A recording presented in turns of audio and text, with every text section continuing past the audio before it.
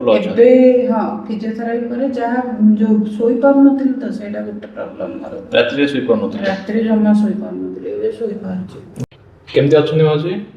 ଭଲ ଅଛି। ଭଲ ଅଛନ୍ତି। କ'ଣ ଅସୁବିଧା ହେଉଥିଲା ଆପଣଙ୍କର? ମୋର ମାନେ ଏଇ ଯୋଉ ସ୍ପାଇନାଲର ପେନ୍ ହେଉଥିଲା। ତାପରେ ମୁଁ ଡକ୍ଟରଙ୍କୁ ଦେଖେଇକି ତାର ଇଞ୍ଜେକ୍ସନ୍ ଏପିଡୁରାଲ୍ ଇଞ୍ଜେକ୍ସନ୍ ନେଇଥିଲି।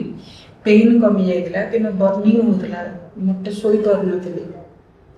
ବେଡ୍କୁ ଗଲା ମାନେ ମୋର ବର୍ଣ୍ଣିଂ ହେଉଥିଲା, ଆଉ ଏବେ ସେଇଟା କମିଛି ଆଉ। MRI ଯୋଉ ଆଣିଥିଲେ ଫାର୍ଷ୍ଟ ଡେରେ ହଁ ଆପଣ ଲିସ୍ଥେସିସ୍ ହେଇଥିଲା। ହଁ ଲିସ୍ଥେସିସ୍ ମାନେ କ'ଣ ହୁଏ ନା, ଏ ଭର୍ଟିବ୍ରାଟା ଆପଣ ସିଫ୍ଟିଂ ହେଇଯାଏ। ହଁ ଠିକ୍ ଅଛି, ହଁ ସେଇଟା ହେଇଥିଲା। ତ ସେଇ ଜାଗାରେ ଆପଣ ସ୍ପାଇନାଲ କେନାଲଟା ପ୍ରାୟ ମାନେ 80% ଖଣ୍ଡେ ନ୍ୟାରୋ ହେଇଯାଇଛି। ଠିକ୍ ଅଛି, ଯାହାଫଳରେ କି ଆପଣ ନର୍ଭ କମ୍ପ୍ରେସ୍ ହେଇ ଗୋଡ଼କୁ ପେନ୍ ଯାଉଥିଲା ସିଭିୟରଲି। ତ ଏବେ ସେଇଟା ପେନ୍, ଗୋଡ଼ ପେନ୍ଟା ପୁରା କମ୍ପ୍ଲିଟଲି ଆପଣଙ୍କ କମିଯାଇଛି। ତ ଆପଣଙ୍କୁ ଯାହା ଏକ୍ସରସାଇଜ କୁହାଯାଇଛି ଆପଣ ସେଟା ଲାଇଫ୍ ଲଙ୍ଗ୍ କରିବେ। ଯଦି କରୁଛନ୍ତି ତାହେଲେ ସେଇଟା ମେଣ୍ଟେନ୍ ହେଇକି ରହିବ।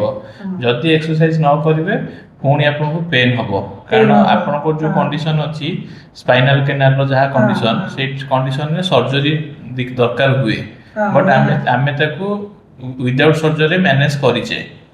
ତ ଆପଣଙ୍କୁ ଏବେ ଜଗିକି ରହିବା ପାଇଁ ପଡ଼ିବ। ଆଗକୁ ନେଇକି କାମ କରିବା, ଆଗକୁ ନେଇ ଭାରି ଜିନିଷ ଉଠେଇବା, ବେଶୀ ସମୟ ବସିବା, ବେଶୀ ସମୟ ଠିଆ ହେବା, ଚକ ମାଡ଼ିକି ବସିବା, ତ ଏଇସବୁ ଜିନିଷ ଆପଣଙ୍କୁ କରିବାର ନାହିଁ।